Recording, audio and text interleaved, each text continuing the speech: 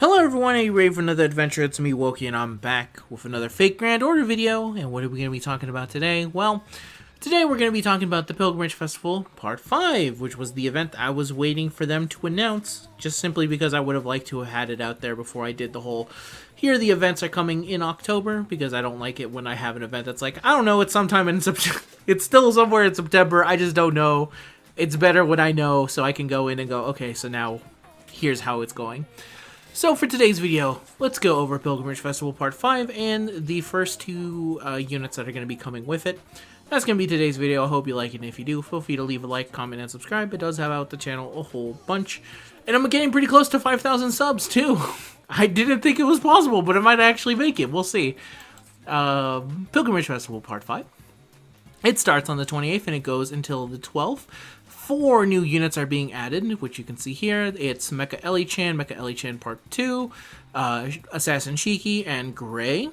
They will be added permanently to the shop, and then the campaign period from inside here will last until the 12th of October, and it will start, like I said, on the 28th of September. So let's take a look and see what everything's going to be added. So if you don't know, there will be 4 servants that are going to be added to the evocation shop. Inside the evocation shop, it's the same as it is for every single one of these videos. This is like the part 5 of me doing this. But to give a quick rundown, if you're a newer player, this is how it kind of goes. You can get a copy of the servant itself, which will cost you 200 evocation leaves. You can get additional copies, which you can use to increase their NP, which is 4 of them, which will cost you, again, 200 per each. So in this case, it would be 800 evocation leaves, because you need to do it 4 times. A sharp knife, which is the ascension material. It's different for every single one, but for Shiki, it's a sharp knife. You can get 4 of those to get them to final ascension, and those will cost you 50 for each, so this one would be like 200. And then we have servant coins, which is the things you use to get them to level 120 or get their skills up. To get their pen skills, not the regular skills. Excuse me for the misspeak. And those come in a stock of 48, with that being 10 coins per exchange, so a total of 480. And then the cost is 50 for each, and that will be a grand total of 2,400, and that can be applied to every single one of them. That includes Mecha Ellie-chan Mark II. It's funny because Mecha Ellie-chan and Mecha Ellie-chan Mark II are the exact same unit down to their skills. It's usually just an aesthetic thing, but you do have to get their own servant coins for them, and also they have different bond Cs as well. So if you get both of them, you have to get both of those different bond Cs if you want to get them to level 10, just so you can say you have both of them if you're a true big fan of Liz, which I'm sure they're out there. I've seen the screenshots of someone being able to get every single Liz in the game to bond 10 at the same time. And then finally Gray. And yep, the main thing you need to know is that if you already acquired them, then you won't be able to get the rare prism. This is a leftover thing, because back in the day when they would rerun an event and you would get the welfare character again, they would give you a rare prism. They stopped doing it. I don't know why they stopped doing it. They should just do it. I thought it was because they're like, oh, maybe they don't want rare prisms to be too out there, and then they gave us like 200 rare prisms, so it makes no sense. They should just be able to give it, but whatever, it doesn't mean anything. And then also some of the servant profile unlock requirements for the for Assassin Shiki have been changed, because now you can get her for Leaves of Evocation, and in the past I believe you had to do it through her event itself. So there you go. And then next, how do you actually get leaves? You get them in daily missions and extra missions, which I'll go into more as we talk more about some of the stuff that is going to be featured in this campaign. Some other things featured in this campaign, there will be a rank up quest for 2 servants. Both of them are Shiki for Saber Shiki, which we'll talk about this one a little bit later because she's going to be the first banner up. And also Assassin Shiki also gets a buff. Assassin Shiki, from what I remember, is just a very good single target assassin. She was amazing back in the day. She used to hard carry me through the game many years ago, but I doubt that she's probably as crazy good as she was way back in the day. But I've used her occasionally from time to time in the new era, and she still does perfectly fine for me. Sometimes an MP5 single target unit is a very strong single target unit, and sometimes you just need that. And then when you're a newer player, it's nice to be able to have one of those for free and not have to worry about it until later, or until you see a unit that you really want and you can wait to get them later. Either way, very nice of them to buff them. I'm always pro buffing a welfare to get them a little bit stronger. Fujino's Trial Quest will be returning for a limited time. This will actually only be here from the 28th until the 5th of October. You just get to play a little bit as Fujino, and then that's it. You have to have cleared Singularity F to actually be able to do the quest, though, and then you get a summon ticket for doing so. There'll be a special daily login bonus, and each Tuesday and each Saturday are going to be the days that feature St. Quartz. You can get a total of 600 evocation leaves and 10 St. Quartz if you are able to do every single one of the login bonuses. So the first login bonus is of course on the 28th, and that goes in. This is only available to the 29th, so once you've left this day, very obviously you'll not be able to get this again, but it's 30 evocation leaves, and this is true for all the days that are not on Tuesday or Saturday. And then for the days that are on Tuesday and Saturday, the first Tuesday is 100 leaves of evocation, and then 2 St. Quartz. And then the first Saturday is 50 evocation leaves, and then 3 St. Quartz. And then the next Tuesday is 100 evocation leaves and 2 St. Quartz. And then the final Saturday, which is going to be the 11th through the 12th, is going to be 50 evocation leaves and 3 St. Quartz, and that is the breakdown of that. So make sure to log in. It's very easy to get it. Just log in, you'll get a bunch of evocation leaves and some St. Quartz. What's not to like? And if you can't log in every single day, at least remember to always log in on a Tuesday or a Saturday, because those are the days that feature St. Quartz. There'll be missions added to the master missions, which is a weird way of saying that, but into the limited missions, there'll be limited missions where you can get a total of 100 evocation leaves, crystallized lore, and 10 St. Quartz. The mission period is the 28th to the 12th, but the claimability period is up until the 19th. For whatever reason, if you don't want to claim the rewards, you can do so until the 19th, and then after the 19th, they disappear and you can never get them again, because they will be disappearing into the ether. If you raise Shiki Assassin, Mecha Ellie-chan, Mecha Ellie-chan Mark II, or Grey to level 10, you will get 10 evocation leaves and a St. Quartz. Reach any one of them to level 40, you will get 50 evocation leaves and 2 St. Quartz. If you put them in the starting party and complete a quest one time, you'll get 10 evocation leaves and 1 St. Quartz.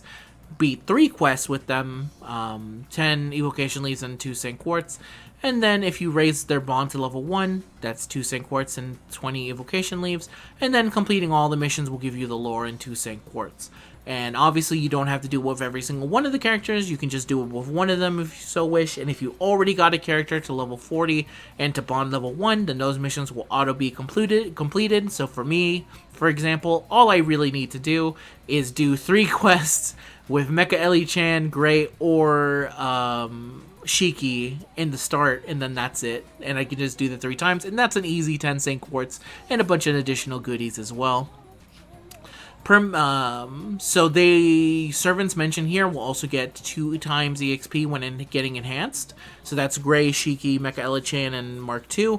This campaign period goes until the 12th of October, just similar to everything else that I mentioned. And for a lot of things actually on here, there's exactly one thing that actually goes beyond October 12th, but I'll bring it up when I see it. This is extremely good if you're trying to get a unit to level 120.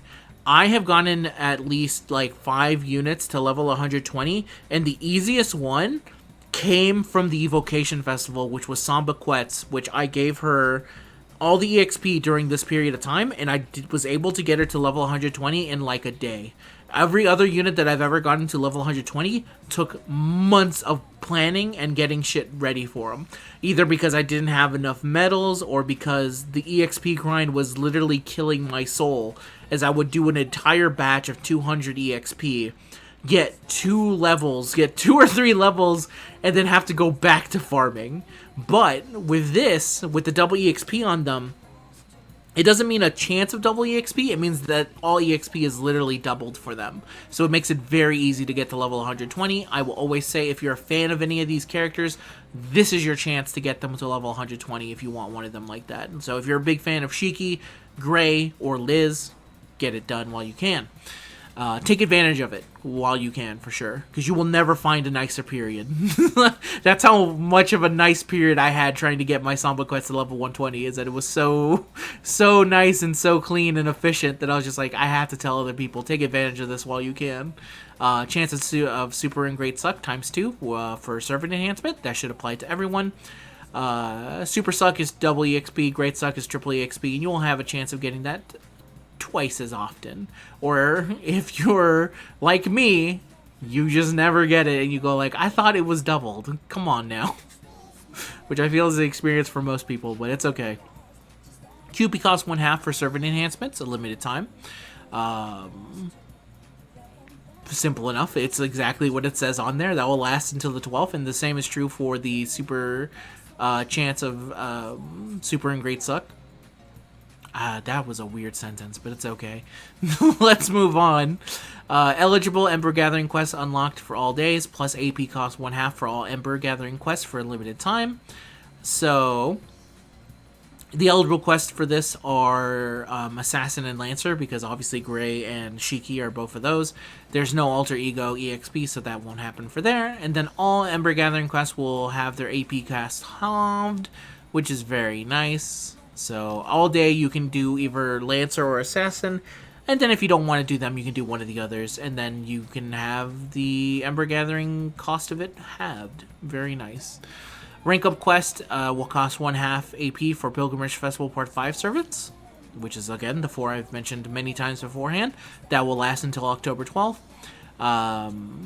20% increase to bond points gained to those servants for all, in every single quest available to you that you can do them in. That will be here until the 12th, and that will again apply to the same 4 servants that I've been mentioning for the past minute or so. All 4 of those units will get a 50% attack increase. This will last until November 4th. So it starts on the 28th that they get the 50% attack bonus, and this will last them until the 4th of November. And that is the last of the campaigns.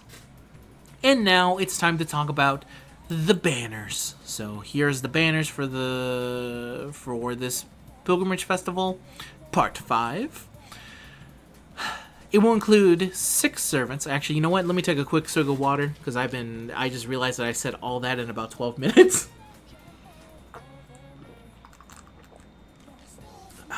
Sometimes you have to take a break, everyone, and drink some water, especially in these trying times.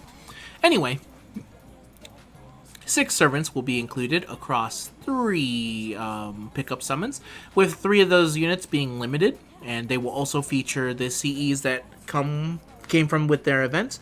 So for Shiki, it's the Shiki for Shiki, it's the Shiki. For Shiki, it's the Shiki. Maybe I need more water.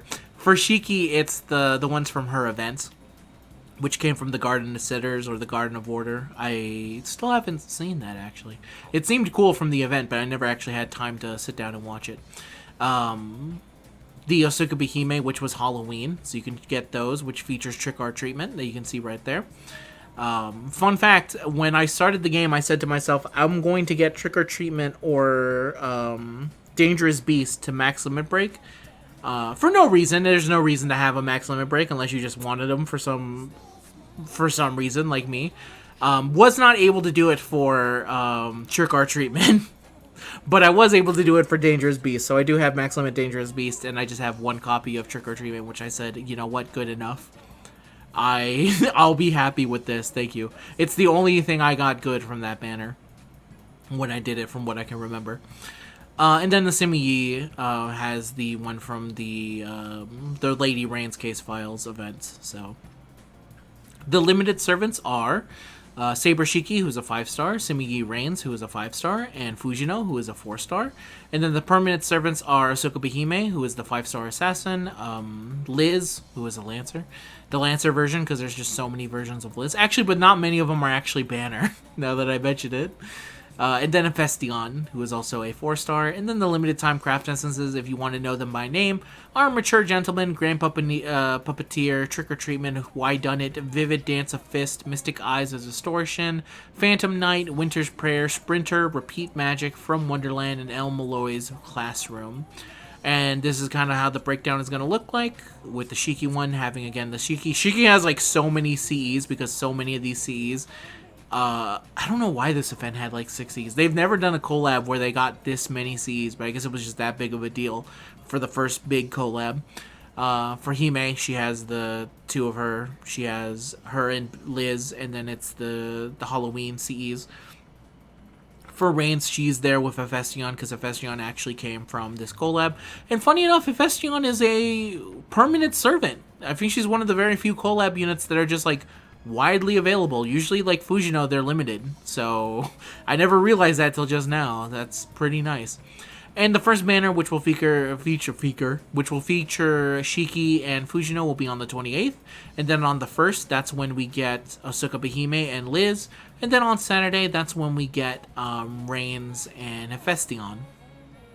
And these banners for Fujino and Shiki will last until the 5th. For Asuka Behime and Liz, that will last until the 8th. And Reigns and Hephaestion will last until the 11th. And now it's time to talk about the actual units on it, which were going to be Fujino and Shiki. I don't know why it took me a bit there with Shiki, but don't worry about it.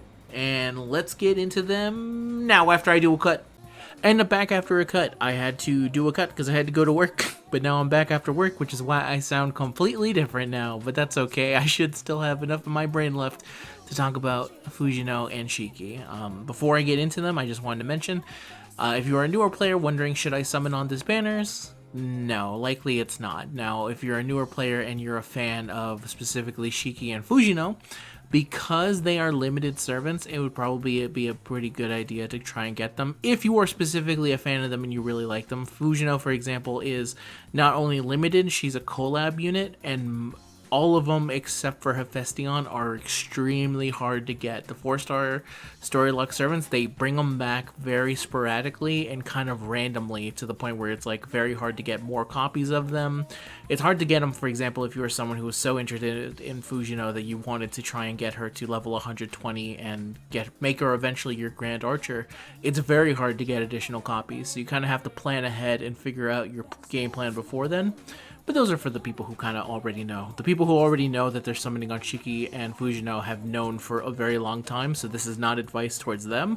I support them and I wish them the best of luck. But if you're a newer player, I think it's better to skip, especially with some banners that are going to be coming in the future, which I will take a look at in a little bit here near the end of it. But yeah, that's my general advice. Now let's actually talk about the units. Now, because Fujino is a limited collab unit, I am actually going to go over what she does. So Fujino, and thankfully she's pretty simple to get your head around. She is an archer. She has 1 quick, 2 arts, 2 buster, 3 hits on 3 hits on quick. Excuse me, maybe I am a little bit more tired than I thought 6 hours later. 3 hits on arts. Thankfully they were all 3 hits. 3 hits on buster and 5 hits on extra. Her first skill is Mystic Eyes of Distortion EX. Increases own buster performance for 3 turns. Ignores defense for 3 turns. Increases own MP generation rate for 3 turns. 35% to buster and 30% to NP rate on a cooldown of 5. You can tell that she was an early unit into the game because she has a very weird random percentage there at the end. 35%. Her second skill, which after her strengthening, is Clairvoyance Darkness C++, ignores evasion for 3 turns, charges own MP gauge, gains crit stars. The NP gauge charge is 30%, the amount of stars you get are 15, and the cooldown is 5. Now, because of the version of the game that we play, we actually don't have the strengthening just yet. This one will appear for the Kumano Hot Springs Killer Case, which is going to be coming in for us in 2026. It came in Japan in 2024, so that means it's going to be next year for us. Sometime in, let me see here if I were to take a guess, sometime in April. We usually get our collabs around the same time, so sometime in April. But for the most part, the skill is this. Ignores evasion for 3 turns, gain crit stars, only 15 stars. So they added an additional NP gauger, which is pretty nice. Third skill is the Residual Pain A. Reduces own max HP by 2000s for 3 turns, that's a demerit. Reduces own damage taken for 3 turns, then grants self the gut status for 1 time. 3 turns, revives with 1 HP. 2000 damage less taken at level 10, and this is on a cooldown of 5. Her passive skills are Magic Resistance D, Independent Action A+, and Territory Creation B. Her third skill is an Anti-Assassin Attack Damage Aptitude, because apparently maybe she has beef with Shiki. Not sure, haven't seen the series yet. Or I have seen bits and parts of it, but not the parts where she shows up in it, actually. And her Noble Phantasm, which is after a Strengthening, which I believe that we already have this one, just to do a quick check. Yep, we got it a long ass time ago, so no need to go looking at the other version, is the Yui Shiki Waikyoko no Magan? Or as it's known, holy shit, way harder to pronounce, Vijnapti Matratra, Mystic Eyes of Distortion, forgive me for that one. Rank EX Anti-World Buster, hits 3 times, deals damage to one enemy, inflicts buff block status to them for 1 time 3 turns. At MP level 1, the damage is 800%, and if you get her all the way to NB level 5, it's 1200. And then her overcharge effect is deal extra damage against super large enemies, and then reduces one enemy's attack for 3 turns. And at charge level 1, it's 150% extra bonus damage to super large enemies, and then the attack down is 10%, and if you get it all the way to the final charge level, it's 200% and 30% to attack lowering. And her bond CE is Summer's Rain. When equipped to Fujino, increases parties' arts performance by 10% and their buster performance by 10%, at least while she is on the field. And that is Fujino. How is Fujino? I think she's still a very solid unit. She is very good for being a 4-star. I think she is extremely tanky in a lot of what she does. They've only made her better at the tank, and as you can see here, eventually we're going to get to the point where her buff is like 30% to an MP gauge, which is perfectly fine. I think she's a very easy unit to use, because you immediately know what to do with her when you have her. She's really good at being able to survive. What with her guts also being related to this ability here, which reduces her damage taken, even though it also makes her max HP by 2000, which is a bit of a bummer, but you can make it work, I swear. It can make it so that even though you have a certain amount of demerits, you can work with her very well, and she won't take very much damage. I've been able to, especially when I was a newer player, and now that I'm a little bit of an older player, it's been a little bit easier for me. But when I was a newer player, when I used her, it definitely was a case of I always felt very safe using her. It kind of reminds me of the same way I always put Ku in the background. I always would put Fujino if I needed an archer, because I knew if worse came to worse, Fujino would be able to tank a lot of the things coming her way and be able to outlast the enemy long enough for it to go on. And I think that's very nice to have in a unit, so I think this is definitely a good one to have. If you're a fan of Fujino, you'll find plenty of uses for her. Her NP also destroys a bridge, which is also really cool to see every single time it goes for her. I think the unit is just very good, and especially for a 4-star collab unit, thumbs up on this one. So that's Fujino. And next, we'll talk about Saber Shiki. In the past, it used to be that the main reason you would go for, at least for me, I'll say again, as for me, Fujino was typically better than the 5-star Shiki that she was attached to, but things have changed since then. And especially me. In the older video, the reason I'm a little bit cautious in this is because I talked smack about Shiki a little bit too much, and a Shiki fan really came in and said, listen man, I need you to leave my girl alone. Let me tell you about some of her positives, and since then I've been like, okay, you know what? I was maybe a little bit harsh. I understand her a little bit better now, and understand the thing that was holding her back was a mechanic in the game that they have since fixed for us. So, anyway, enough preamble, let's talk about Shiki. She is a limited servant, like I said. She is a Saber unit. She has 1 quick, 2 arts, 2 buster, 4 hits on quick, 2 hits on arts, 1 hit on buster, 4 hits on extra. And also, in her additional costumes, she gets little bunny ears, and then those bunny ears actually do give her basic traits of animal characteristics and bunny servant, which I've always thought was very funny, and she does that. Her active skill is Morning Star, the one that is going to be buffed for us. This one ignores invincibility for 3 turns, increases on arts performance for 3 turns, and then reduces all enemies' instant kill resistance for 3 turns. 40% to arts, 100% to def resistance on a cooldown of 5, and if you want to know what it was like previously, it was an 80% def resistance, 40% to arts, and the ignore invincibility only lasted for a single turn, so it's a very nice increase of a buff. Her second skill is Unyo B, increases own attack for 3 turns, increases own mental debuff resistance for 3 turns, 25% to attack, and 36% to mental debuff resistance. As you can see, she is an early unit with her very weird percentage, and this is on a cooldown of 5. Her third skill, that's why I ended up laughing. Third skill is Yin Yang A+, which charges on MP gauge, recovers one ally's HP, and then reduces one ally's MP gauge by 10%. This is a demerit. 30% to NP, the heal is 5,000, and the cooldown is 4. And let me see, just to check real quick, did this get buffed when? This was in 2022, so that means we already have it by this point. Very nice. It was a part of the 7th anniversary, so we would have gotten it a while ago. I have to always check with the units I don't have. It's important. If you want to see the old version of it, it was just recover own HP, reduce own MP gauge by 10%, which is actively horrible. But, you know, they fixed it. Don't worry about it. Her passive skills are Magic Resistance A, Independent Manifestation C, and then Connection to the Root A, which increases Arts, Quick, and Buster performance by 6%. Her pen skill, the third one, is an anti-foreigner attack damage aptitude. Her Noble Phantasm, which is after a strengthening, which I believe we've already gotten at this point. Yep, this happened a long time ago. 2019, boy oh boy. For Japan, that is. It is the Mukushiki Kara no Kyokai, also called the Amalavilajanano, the Amalavijanana, Boundary of Emptiness. There we go, close enough. That's about as well as you're gonna get at me at 4:48 a.m.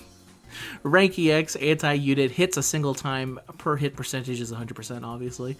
I don't know why I read that, I never read that. Deals damage that ignores defensive buffs to all enemies, removes parties' debuffs, charges parties' MP gauge by 10%. This is also an arts, Noble Phantasm. At MP level 1, it's 600%. If you get her all the way to MP level 5, it's 900%. Her overcharge effect is a chance to instant kill all enemies, which is at charge level 1, 60%, and if you get her all the way to the final charge level, it's 100%. And then the notes here are basically telling you how you can kill various types of people, which, there you go. It's a lot of math in there. I never pay attention to insta-kill all that much. It's probably something, if you want to get more into the unit, you should probably learn a little bit more about it. It can also come in handy because you're able to kill certain mobs just very easily, and that can come super in handy when we have entire mobs that are high HP, like 200,000 or so. Like I mentioned beforehand, she has 3 other ascensions, which is just the same ascensions, but they're now wearing bunny ears. And her Bonsi is the Mugashiki Shinkyu Myo. And when it's equipped to Shiki, it increases party's arts performance by 15% while she is on the field. This is also an early-ass Bonsi. 50% arts to everyone. Okay, and that is Saber Shiki. How is she? She ends up being pretty solid. Like I said, in the past, if you're someone who's still thinking of Saber Shiki from the past days, she had an issue which was tied to her instant kill. So the way instant kill used to work back in the day is that if you hit someone with instant kill, you wouldn't get the NP gain back from it. And Shiki had that version of it. There's certain units who... It's flip-floppy whether or not they have the ability, but basically it is based off of when does the instant kill trigger. So if it activates first, it typically will, I think, usually go away. But if it's supposed to hit after you've already done your damage, then it won't. I believe last I checked, I had to go look this up, so if I'm wrong about this, forgive me on this, but I could have swore they have fixed it since then, and she doesn't have that issue anymore, which is good. The other problem that she has, though, is the fact that she only has a single hit, which for most arts units would be a death knell. Most arts units are extremely easy to farm with and loop with, just because they're able to hit multiple times. A Castoria can give them so much MP gain that it doesn't matter. Shiki doesn't have that. Unfortunately, she hits a single time, which means that she's not going to be able to get a whole bunch of NP gain back, but... Again, thanks to some of the things that they've done and a lot of the buffs that they've given her, it is possible to actually loop with Saber Shiki and also have it so that you can get at least base 50% arts back when you are using your Noble Phantasm, which is very good. That's good enough to be able to loop and do all that other stuff with her. So again, I feel that they have done a lot of service to get her to a state in which she is usable as a looping unit of some kind, as something that you can use farm with. In terms of using her outside of that, I'm not so sure if she's that amazing at doing something like being in a challenge quest. You can probably tell me about that if you have your own experience with that. Again, because I don't have the unit, I'm just giving you the best of what from what I can understand and what I've been able to see. And from what I can see, she's able to do some pretty nice loops now. Another nice thing to have is specifically with instant kill, which I've learned to like a little bit more. In the past, I've usually ignored instant kill and just thought it was worthless for the most part. But one of the nice things about instant kill now is that because we have so many nodes now where there's high HP threshold enemies, if you actually check to see what the rarity of the enemies you're fighting, it is possible with many of the instant kill buffs that she has to just kill them instantly and not have to worry about them. For example, when I was doing a specific grind with Doman in a while back, Doman had the same ability where he could instant kill people, and sometimes you don't need to do a lot of damage. As long as they're dead, you're good enough for that purpose. So if you want to use her in that kind of way, I think that's actually kind of effective as well. And you can see here the percentage of a lot of this is like at OC3 plus Morningstar plus Soya High School, she's able to level 10 instant kill, always succeeds against mob enemies that have 50% or higher death rate. A whole bunch of things to look at. At Overcharge 5, she can also instant kill anything with the bronze rarity. You could see all these numbers that are funky. The only thing I'll say negative about that, if you don't want to deal with instant kill, it could probably be a little bit annoying to deal with. But you know, if you love Shiki, then you're gonna make it work. So if you are a fan of Shiki, I think she probably is worth going for, because you're gonna have a pretty nice time using her.